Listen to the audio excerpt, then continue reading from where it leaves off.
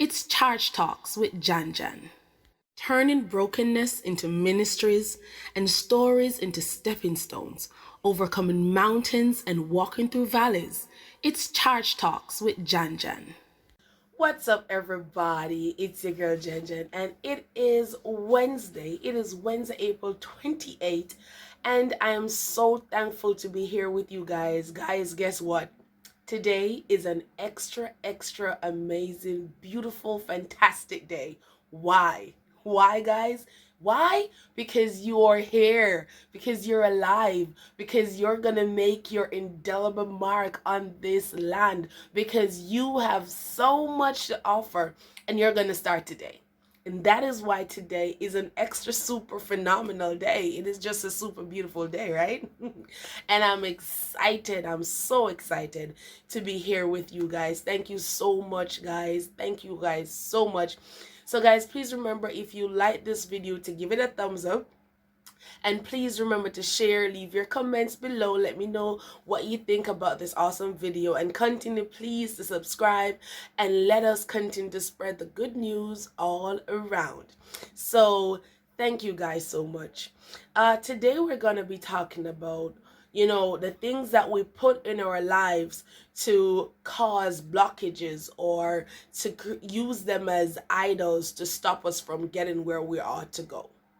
So there are a lot of things back in the old days, especially in the Bible, where persons would use as idols in their houses, whether they would create images of different gods, or they would take different things, things to use as gods, whether it would be, a house, or whether it would be, your chariot, or whatever it is that you would use, or little images of different things, to just carvings, that's the word I'm looking for, carvings, to use as little idols, and so, the Lord was not pleased with all of that. And he told Israel, he told them to get out all their idols, get rid of everything that they would use to create this God that they would worship.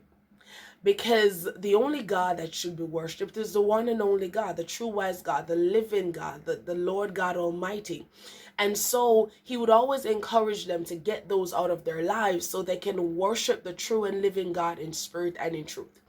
And so it is today that we take things for idols. We take things for, images, and we worship them. And I remember when I was growing up, I remember my mom had some little figurines, some little paintings that she had, some little, we call them now, like chart paintings that she had around the house. We used to call them figurines. And she would have some pretty ones stacked up on the whatnot. And so my sisters and I, we would always be playing and accidentally knocking them over. And I remember she would go crazy. She had this set of white pups. They were really pretty, I ain't gonna lie. They were really pretty, but to us as kids, they were just stuff. To my mom, they were important. They were something that she cherished. Who would not want to have a nice set of doves or puppies or some angel or something on their whatnot to show off in their houses? And so my sisters and I were always knocking them over, and we were always being spanked, and we would always just knock them over, and the process would continue. And my mom, I didn't understand what was the importance of having those things around. And it was after a while, I got to realize that she thought they were pretty, and she thought they were something to have, especially, in a middle class family. If you have those things, it would mean that you have things. And I was like, oh, okay, okay, I understand now. But as a child, I didn't see much value in it. And so she did not even realize then that she cherished those things so much that they became an idol. They became this image that she protected more than even us playing in the house. And so we have to understand, because sometimes we make things into idols that we don't even realize that they're idols. Persons would see them and say, oh, they're just my figurines. But yet still, if a child breaks one, it's hell and high water. Lord God helps your behind because you're getting a spanking. And so we use things and we create idols and we don't even realize that we're worshiping them. We put these things to be so important. We make them of such grand gesture that if anything should happen to them, we would flip. But it is imperative that we understand that the only thing we should hold as such to such high esteem is God. The only thing we should cherish like that is the word of God and the importance it is to live as children of God. We ought to understand that it doesn't matter what it is. It could be a car. You have some persons who have some cars. Oh my God.